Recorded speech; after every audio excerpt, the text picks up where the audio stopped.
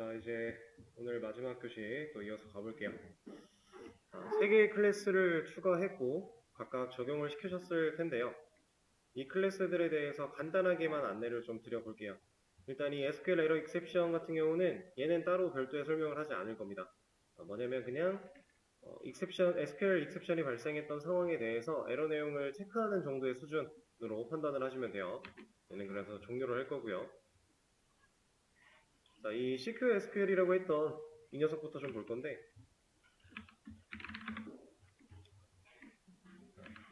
클래스 이름은 SACSQL입니다. 근데 제가 CQSQL이라고 얘기를 하고 있어요. 그죠? 실제로 얘는 만들어진 목적 자체가 이걸 의미해요. Secure가 무슨 뜻이에요? 이거 보안이거든요, 보안. 우리가 SQL이라고 하는 쿼리를 작성해서 날리는 그 상황 속에 보안적인 요소가 하나도 없어요, 현재까지는. 어떤 요소가 없는 거냐면, 자, 우리는 쿼리를 그냥 스트링 타입의 변수를 하나 만들어서 날리고 있죠. 그죠? 자, 여기다가 쿼리가 이렇게 날아가고 있는 상황인데 필요한 변수의 값을 세팅해서 날리고 있어요. 자, 지금 이런 식으로 처리를 했을 때 어떤 문제가 있냐면요. 만약에 로그인 상황이라고 한번 생각을 해보겠습니다. 이거는 실제로 나중에 여러분들이 이 CQSQL이라는 이런 클래스를 계속해서 쓸 거다 이런 얘기는 아니지만 이런 식의 보안적인 생각을 해야만 하는 이유에 대해서 말씀을 드릴 거예요. 로그인 상황이라고 했을 때 우리는 아이디를 입력을 하고 비밀번호를 입력을 합니다. 그렇죠? 근데 이런 상황일 때 만약에 날아가는 쿼리가 우리가 실제로 이 아이디랑 비밀번호를 검증하는 쿼리가 select from member에다가 where 아이디는 뭐 이런 식으로 들어간다라고 가정을 해볼게요. 만약에 어떠한 사이트를 개발을 했는데 관리자 계정을 만들기 위해서 아이디를 애드민으로 해놨고 뭐 비밀번호를 어떻게 해놨어요. 이렇게 해놨다고 가정을 해볼게요. 자, 이거는 쉽게 유추할 수 있는 부분이죠. 실제로 많은 사이트들의 관리자 계정의 아이디가 애드민으로 되어 있습니다. 어드민 아니면 어드미니스트레이터 이런 식으로 되어 있는 경우들이 많아요. 근데 이것도 사실 이제 못쓰게 막았어요. 정부사업 같은 경우에 이제 공공기관에서 사용하는 이런 관리자 계정의 아이디랑 비밀번호를 어드민 같은 거 못쓰게 막았습니다. 그 이유가 보안상 위험해서 그래요. 이건 유추가 가능한 거니까. 근데 이게 왜 위험하냐면, 자,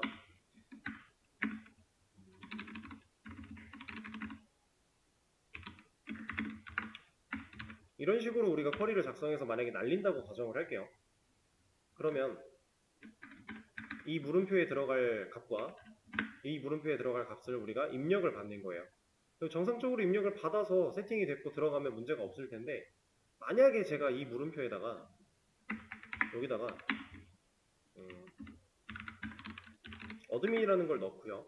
근데 이것만 넣을 게 아니라 이런 식으로 쓰겠다라는 거예요. 저 물음표 자리에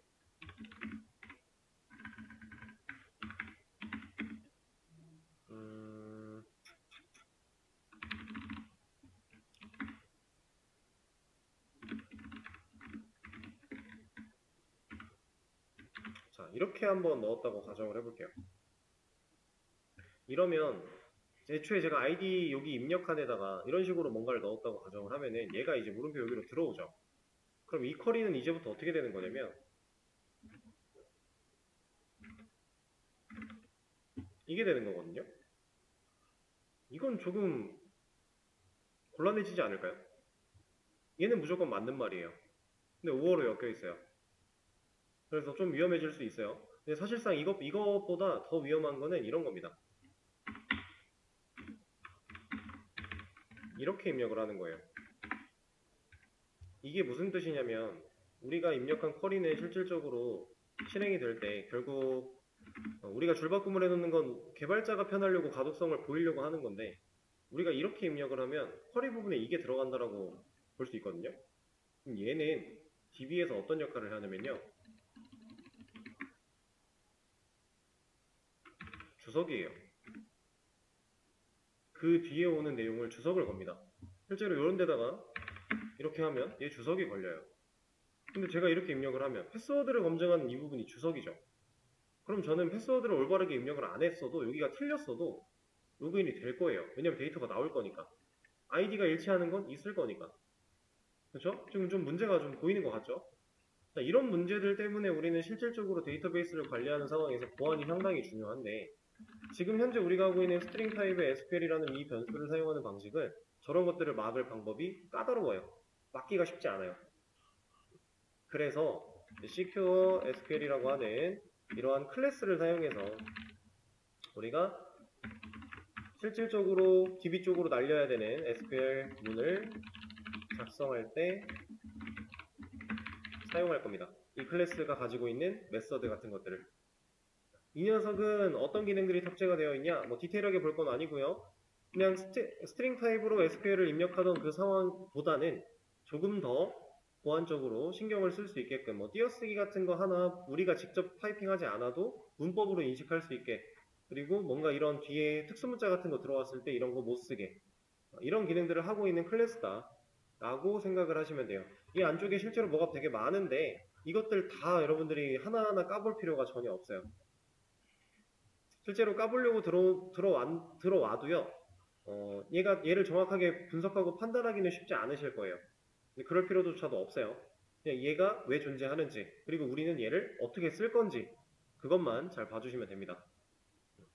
그래서 이 녀석을 사용을 할 건데, 어떤 식으로 활용을 할 거냐면, 여기서 하나만 예제로 보여드리면은,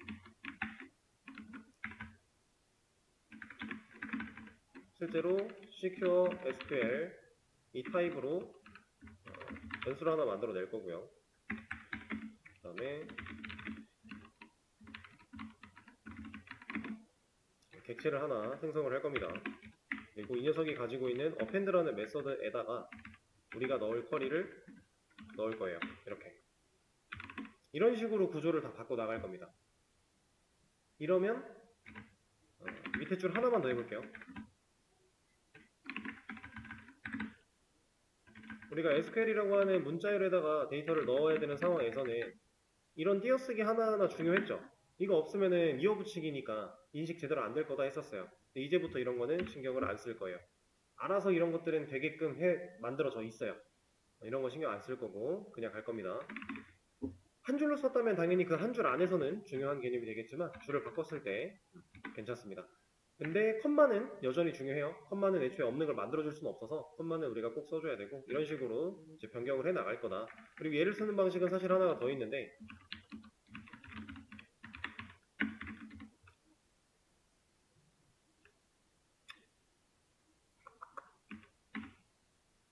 잠시만요. 이게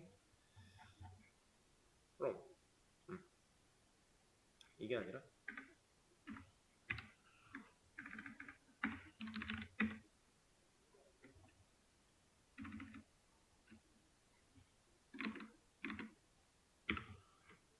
이런 식으로도 할 수가 있습니다. 그래서 여기다가 이제 객체를 따로 연결하지 않고 이렇게 쓰는 거예요. 그리고 나서 SQL에 계속 어펜드를 또 해나가는 이런 방식으로도 가능해요. 그러니까 직접 객체를 만들어서 추가를 하는 거랑 이렇게 from이라고 하는 이 메서드를 사용해서 만드는 건데, 이 녀석이 결국 객체를 만들어서 어펜드를 하고 있거든요. 둘 중에 어떤 걸 사용하셔도 무방은 해요. 실제로 수업에서 제가 직접 쓰는 거를 보시면서 차이를 좀 느껴보시면 될 것 같고, 이런 느낌으로 앞으로 다 변경이 될 거라는 거. 그게 CQSQL 이 녀석을 우리가 지금 쓰겠다라고 클래스를 추가해 놓은 이유입니다. 그리고 방금 말씀드렸던 이런 상황에서 보안적인 문제 이거를 가지고 이제 SQL 인젝션이라고 얘기를 합니다. 제가 예전에 웹 취약성에 대해서 한번 말씀드린 적이 있었던 것 같아요. 웹 취약성 중요한 부분이다. 근데 우리가 다 기억하면서 할 수는 없다 라고 했는데, 실제로 웹사이트를 개발하고 나면은 이 SQL 인젝션이라고 하는 것도 웹 취약성 사항 중에 하나예요. 그래서 DB 데이터에 대해서 보안을 좀 신경 써야 되는 그런 부분 중에 하나입니다. 제가 말씀드린 예시처럼 그런 느낌으로 인젝션을 하는 경우도 있고, 그거 말고 좀 더 다른 방법으로 하는 경우도 있는데, 어쨌든 우리는 이런 것들을 방어하기 위해서 뭔가가 필요하다. 그래서 여러분들 나중에는 뭐 스프링부트에 들어가게 되면은 우리가 쓰는 마이바티스 이 녀석을 사용해서 어느 정도 기본적인 방어는 다 할 건데, 여기서도 이제 완전체로 방어를 못해요. 그래서 나중에 이 수업에서 다뤄질지까지는 모르겠지만 안 떨어진다고 하더라도 여러분들이 한 번쯤은 검색해 보시면 좋은 게 스프링 시큐리티입니다. 이 녀석은 한 번쯤 검색을 해보시고 그 본인 프로젝트 같은 데에 적용을 할 수 있으면 해보시는 것도 좋아요. 나중 문제긴 하지만. 그래서 얘가 존재하는 이유는 그런 거고. 자, DBUtil. 이 녀석은 데이터베이스, JDBC를 사용해서 우리가 데이터베이스에 접속하려면 커넥션에다가 get 커넥션을 했어야 되고, 그렇게 접속되어 있는 커넥션 자원을 활용해서 PSTMT라는 녀석한테 쿼리 세팅해서 보관하게끔 해줘야 되고, 그리고 PSTMT가 가지고 있는 메서드를 사용해서 DB 쪽으로 날아가서 전달을 해줘야 됐었죠. 그쵸? 그게 이제 우리가 JDBC를 사용하는 기본적인 루틴이었는데, 이 DBUtil이라는 이 녀석이 그걸 다 대신할 겁니다. 그런 기능들을 얘가 다 할 거예요. 얘가 가지고 있는 메서드 하나하나 간단하게만 볼 겁니다. 첫 번째, select row라고 하는 메서드가 있어요. 인자로 뭘 받아요? 매개변수로? 커넥션 데이터와 CQ SQL에 SQL을 받죠.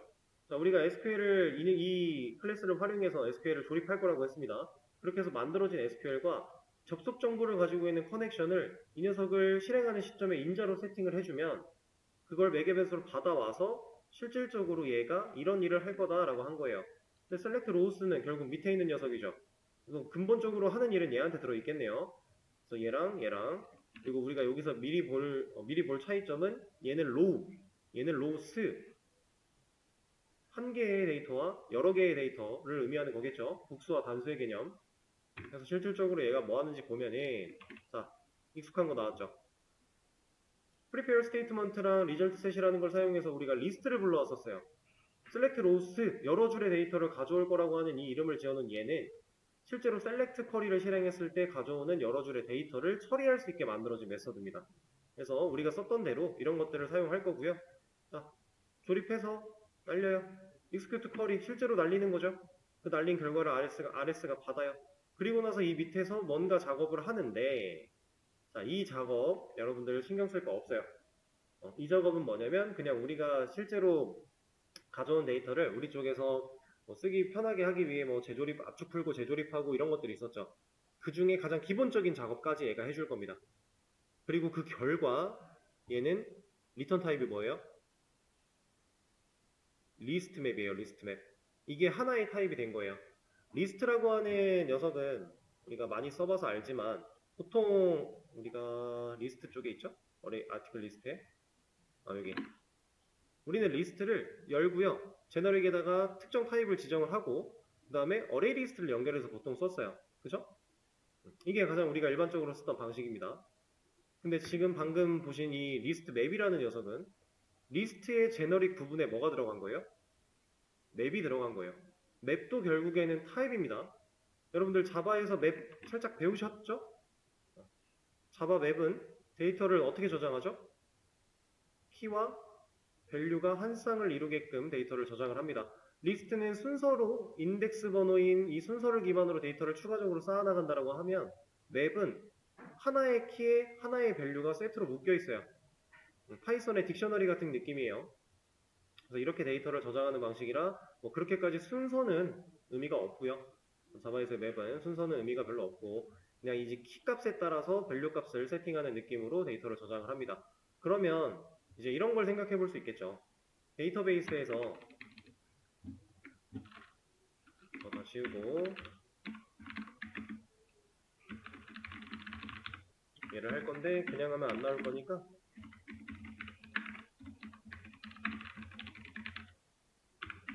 바꿔주고요. 얘를 조회를 했을 때 이 한 줄의 데이터 id는 1이고 REG 데이터는 이거고 업데이트 데이트 타이틀 바디 이렇게 한 줄의 데이터가 있어요. 자, 이렇게 한 줄의 데이터를 우리가 맵 형태로 저장을 했다라고 하면 id라는 키에 1이라는 값, REG 데이터라는 키에 뭐라는 값 이런 식으로 쭉 세팅을 한 거예요. 이렇게 데이터를 보관할 수 있다는 얘기입니다. 맵을 사용하는 이유. 그래서 리스트 맵을 리턴을 하기 때문에 이렇게 만들어진 결과를 결국 리턴을 하고 있다. 그럼 얘는 최종적인 그 결과를 우리한테 돌려줄 거니까 그거를 그냥 우리가 우리 상황에 맞게끔 조금만 형태를 변환시켜서 그냥 써주면 된다 라고 하는 겁니다. row는 애초에 한 줄의 데이터니까 리스트가 필요가 없어서 그냥 맵을 리턴을 하고 있는 거고요. 결국에는 select 쿼리를 실행했을 때 한 줄이냐 여러 줄이냐에 따라 우리가 선택할 거. 근데 사실 선택을 해도 결과적으로 일은 얘가 해요. 이건 똑같습니다. 자, 그리고 그 밑에 만들어진 거 select row int value라고 되어 있는데, 자, int value, string value, boolean value 이렇게 세 가지는 set라고 보시면 돼요. 결과적으로 해야 되는 일이 비슷해요. 뭐냐면, 자, select라고 하는 쿼리를 사용해서 우리가 테이블에 있는 데이터를 조회를 해요. 그러면 우리가 조회 결과가 있으면 데이터가 나올 거고 없으면 안 나오겠죠. 컬러만 나오겠죠. 자, 그거를 이제 select row, 그러니까 우리가 select 쿼리를 실행해서 나온 그 줄을 int value, 숫자 값으로서 정의해 보는 거예요. 만약에 데이터가 있다, select를 했는데 데이터가 한 줄이 나왔어요. 이거는 1로 보겠다라는 겁니다. 그리고 select를 했는데 데이터가 안 나왔어요. 이거는 0으로 보겠다라는 겁니다. 참과 거짓 같은 느낌이죠. 그 다음 string value 마찬가지예요. 공백으로 보겠다, 널로 보겠다 이런 느낌. 그 다음 boolean value, 얘는 true로 보겠다, false로 보겠다.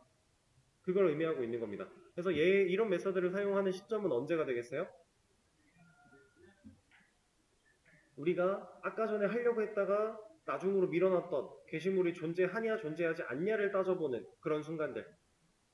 그럴 때 이런 녀석들을 사용해서 간단하게 int 값 혹은 boolean 값, string 값을 사용해 비교를 하면 쉽게 검증할 수 있겠죠. 그런 목적으로 만들어진 녀석들이고요. 실질적으로 하는 일은 다 고만고만해요. 얘네 셋이. 그리고 이 안쪽에선 결국 select row를 불러요. 그럼 select row가 불려지면 결국 select rows가 일을 하겠죠. 그러니까 이 관계를 우리가 하나하나 디테일하게 까보려고 보면은 결과적으로는 대부분 일을 얘가 해요. 얘만 이제 로직이 이렇게 들어있잖아요. 나머지는 다 이제 불러다가 쓰는 거라서 별거 없어 보이는데 이거를 막 굳이 이해할 필요 없다라고 했습니다. 자, 그리고 밑에 있는 insert, 얘는 뭐 하겠어요? insert 쿼리 날릴 때 쓸 수 있게끔 만들어 놓은 거예요. 근데 이 녀석도 보면은 우리가 하는 일은 비슷합니다. prepare statement. 근데 얘는 이제 우리 아까 그 전에 했을 때는 result set이라는 걸 쓴 적이 없었는데 얘는 썼죠.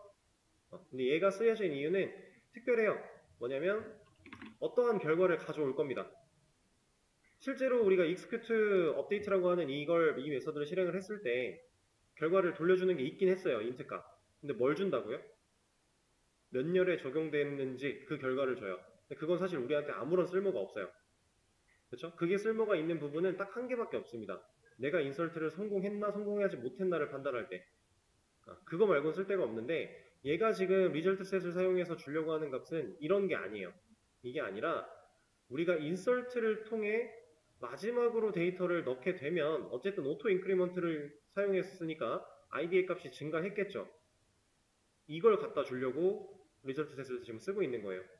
그럼 우리는 이제 아티클 라이트를 했을 때 last article id라는 변수로 값을 로직에서 증가시키던 이 상황, 이거 이제는 필요가 없어진다는 겁니다. 우리가 insert 한 게시물에 대한 id 값을 돌려줄 수 있어요. 누가? 이 녀석이 하고 있는 기능이. 그래서 그거 가지고 그냥 활용을 할 거고요. 그 다음에 밑으로 좀 내려오면은 이 안쪽은 또 별거 없습니다. 크게 신경 쓸 필요 없고 내려오면 업데이트가 하나 있고 딜리트가 있는데 딜리트도 결국은 업데이트 하고 있죠. 근데 업데이트, 딜리트 어떤 쿼리 쓸 때 하겠어요? 실제로 업데이트 쿼리나 딜리트 쿼리 날릴 때 쓰려고 만들어 놓은 겁니다. 결과적으로는 일은 얘가 하겠지만 그리고 execute 업데이트 하고 있죠? 문제가 없어요. 그리고 여기에 affected rows라고 되어 있는데 이게 지금 영향받은 줄 수라고 하는 거예요. 그래서 이것도 뭐 크게 내용을 생각해 보실 필요는 없고 하는 일은 간단합니다. 우리가 해왔던 거를 그냥 넘겨받은 매개변수로 활용하고 있을 뿐이에요. 이런 식으로. 자, 그래서 앞으로 우리가 지금 만들어놨던 기능들도 저 DBUT를 사용하고 CQ, SQL을 사용하는 방식으로 다 구조를 바꿀 거고요. 앞으로 만드는 기능들, 추가적으로 만드는 기능들 또한 이 두 녀석을 적극적으로 활용해서 만들어 나갈 거예요. 그리고 그렇게 만들어 나가다가 뭐 이 녀석이 갖고 있는 내용이나 이런 거에서 추가적으로 설명드릴 내용이 존재한다면 그때그때 말씀을 좀 드리도록 할 거고요. 자, 그러면 지금은 시간이 그렇게 많지가 않으니까 제가 저 DBUT를 사용하는 예시를 아티클 라이트 쪽에다가 하나만 보여드리도록 하겠습니다. 자, 일단 명령어 입력받고 자, 그리고 이제 DBUtil이 커넥션을 제외하고 PSKempty나 리절트셋이나 이런 것들은 알아서 얘가 할 거잖아요. 그렇죠? 이 기능들 안에 들어있어요. 자원을 만들어내고 자원을 끄는 것까지 다 들어있어요. 그럼 우리가 이제 이거에 대해서 고민할 필요가 없어져요. 앱 쪽에서 얘네들이 의미가 없어진다는 얘기예요. 그래서 얘를 없앨 겁니다. 커넥션은 필요해요. 왜냐면 커넥션은 여기서 연결하고 그 값을 여기 이쪽으로 인자로 넘겨줘야 되니까. 그리고 지금 당장 PSKempty를 없앴기 때문에 에러가 나는 것들은 일단은 무시를 하고 진행을 하겠습니다. 어차피 필요가 없어질 거니까 다 바꾸면. 그럼 DB 접속하고 명령어 입력 받고 라이트로 들어왔을 때 입력을 다 받습니다. 여기서부터 이제 건드려주면 되겠네요. 자, 여기에다가 secure SQL. 저는 객체를 그냥 만드는 방식으로 진행을 할 거예요. 이건 뭐 상관없습니다, 실제로. SQL의 append를 통해서 insert query를 이쪽에다가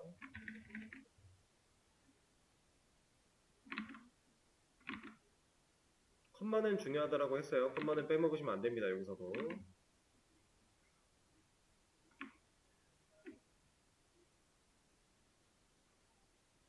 네, 이거는 그냥 치죠. 자, 그러면은 이제 조건 부분 두 줄만 남았는데, 조건이 아니라 타이틀과 바디에 값 넣는 부분 두 개 남았는데, 이 부분은 이제 SQL이 스트링으로 SQL을 만들었을 때는 당연히 문자 이어붙이기니까 쉽게 생각할 수 있어요. 근데 얘는 쓰는 방법이 좀 독특하게 있습니다. 그거는 따로 알려드려야 되니까. 자, 일단 타이틀이라는 컬럼 나오는 것까지는 동일하고요. 내가 실제로 변수가 가진 값을 넣어줘야 되는 자리 있죠. 그 자리에 우리가 여기를 쌍따옴표를 끊어서 변수를 연결하는 식으로 처리를 했었는데 여기서부터는 좀 더 쉬워져요. 물음표를 뚫어 놓을 겁니다. 변수의 값이 필요한 자리에 물음표를 놓을 거예요. 약간 서식 지정자 같은 개념으로 보시면 돼요. 우리가 %d라고 구멍을 뚫어 놓으면 그 자리에 변수를 넣을 수 있었죠. 그거랑 같은 개념으로 보시면 되는데 물음표를 뚫어 놓고요. 뒤에다가 컴마를 찍은 다음 변수를 입력을 해줄 겁니다. 애초에 이 append라고 하는 메서드가 이렇게 받아들일 수 있게 만들어졌어요. 여러분들이 지금 이 점점점이라고 하는 이 매개변수 개념은 아직 배워보시지 않아서 처음 보시는 분들은 그냥 이게 뭐지 싶으실 텐데 그냥 일단은 받아들여 주시면 됩니다. 별 의미를 둘 필요가 없어요, 지금은. 그래서 이렇게 만들어진 녀석이라 물음표가 뚫려있는 자리에 이 변수가 가진 값이 그대로 쏙 들어간다로 보시면 됩니다. 그리고 뭐 홀다운표 이런 것도 필요가 없어요. 그냥 이러면 알아서 문자로 들어가요. 바디도 마찬가지.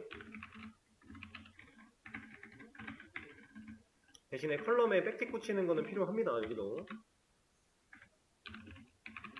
이러면 타이틀과 바디라는 값이 이 물음표 안쪽으로 층환이 되어 들어가면서 우리가 원하는 결과를 얻어낼 수 있어요. 그래서 이 녀석은 이제 필요가 없어질 거고, PSKempty 이것도 더 이상 우리가 직접 할 게 아닙니다. DBUtil이 가지고 있는 이 녀석이 가지고 있는 insert를 호출할 거예요. 그때 우리가 넘겨줘야 되는 인자가 커넥션 정보와 SQL, 지금 조립한 쿼리문이었으니까 이렇게 두 개를 넘겨주도록 하고요. 그리고 이 결과 insert라는 녀석은 마지막에 insert된 id를 갖다 준다 그랬죠. 그러니까 그걸 하나 받아줄 겁니다. int id라고 해서. 그리고 이 id를 제가 출력에 활용할 거예요. 지금 보시면은 트라이 블럭 안쪽에서 id가 선언됐는데 밖에서 쓰려고 하니까 뭐라고 하죠. 그러면은 방법은 여러 가지가 있어요. 얘를 밖에다 빼도 되고, 얘를 밖에다 빼도 되고, 아니면 얘를 이쪽 안으로 가져와도 되고, 상관은 없는데, 중요한 건, 이제는 이게 필요가 없어요. 왜 필요가 없을까요? 우리 SQL exception이 필요했던 이유가, 우리가 조립한 쿼리가 실제로 이 자리에서 날아갈 건데, 그 쿼리에 문제가 있으면 알려줘야 되니까 필요했었던 거예요. 근데 쿼리 이제 누가 날려요? DBUtil이 날린다는 겁니다. 그럼 여기서 검증할 필요가 없어진 거예요. 인설트를 가보면 애초에 여기에 걸려 있어요. 이렇게 SQL exception이. 그래서 우리가 앱에서 직접 검증하던 걸 할 필요가 없어요. 그럼 앱 쪽에 있는 이런 부분 트라이 캐치들이 이런 것들이 조금 더 간단해지겠죠? 없어질 거니까. 코드를 매우 간결하게 가져갈 수 있습니다. 그 역할을 DBUtil이 하고 있는 거고요. 이렇게 사용을 해주고 이거 증가하는 것도 더 이상은 이제 필요가 없어요. 위에서 이 변수조차도 필요가 없어진다는 뜻입니다. 얘도 이제 지워버릴 거예요, 그냥. 밑에 있는 에러들은 당연히 다른 기능 아직 안 바꿨으니까 에러가 나고 있는 상황인데, 에러만 안 나게끔 코드를 좀 맞춰놓고 라이트가 잘 되는지 테스트를 한번 해볼게요.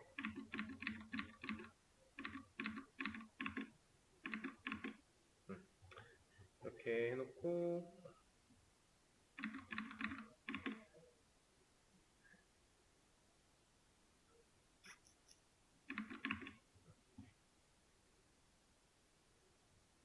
이거는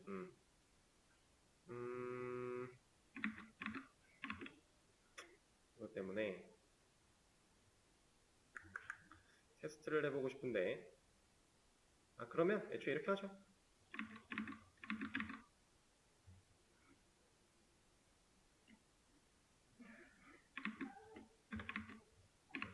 그냥 모디파이 기능 자체를 아예 지워버리겠습니다. 잠깐. 그리고 라이트 쪽 테스트를 한번 진행을 해보죠. 지금 현재 데이터베이스에 들어있는 값을 보고 실제로 잘 추가가 되는지 보면 될 테니까, 현재 19번까지 존재하고 있네요. 여기다가 카피탈 라이트. 자, 20번 게시물 들어왔대요. 프로그램 방금 켰는데 20번 잘 들어왔죠. 19번까지 있었고 다시 조회를 했을 때는 20번이 들어왔겠네요. 밑에 들어와 있죠? 지금 시간으로. 자, 이런 식으로 이제 DBUtil 그리고 CQ SQL 적용해서 우리 코드 구조 싹 다 바꿔낼 겁니다. 그리고 이걸 그대로 활용해서 우리가 아직 만들지 않았던 수많은 기능들 다 만들어낼 거고요. 그 다음에 그 전에 베이직 아티클 매니저에서 했던 것처럼 서비스나 DAO 그런 구조도 당연히 갖춰줄 거예요. 내일 수업에서 또 나머지 부분 구조 수정하는 것부터 한번 해보도록 하죠. 지금 이 내용은 하나 올려드릴 건데, 오늘 복습하실 때에는 에러가 있는 상태로 그냥 올려드릴게요. 주석한 거 풀고, 오늘 공부하실 때에는 다른 거보다는 얘를 활용하는 방식 같은 거를 좀 잘 보세요. 그리고 아까도 말씀드렸지만 얘가 뭐 하고 있는지 하나하나 다 까볼 필요가 없어요. 그리고 DBUtil은 다 스태틱 메서드로 만들어져 있으니까 극체 만들 필요가 없습니다. CQ SQL은 스태틱이 아니에요. 프롬만 스태틱입니다. 프롬만. 그런 거 생각해 주시면서 이제 앞으로 내가 코드를 구조를 이걸 적용시켜서 바꿀 때 어떻게 바꿔야 되는가, 이거를 한번 잘 고민을 해 보시고, 이제 이걸 사용하기 때문에 우리가 아까 모디파이에서 게시물이 있나 없나 따져보지 못했던 이런 불편한 사항들도 좀 쉽게 체크를 할 수가 있어요. 그런 것들에 대한 생각을 해보시면서 복습을 하시면 좋을 것 같습니다. 그러면 오늘 수업은 여기서 마무리하도록 하죠. 고생하셨습니다. 네.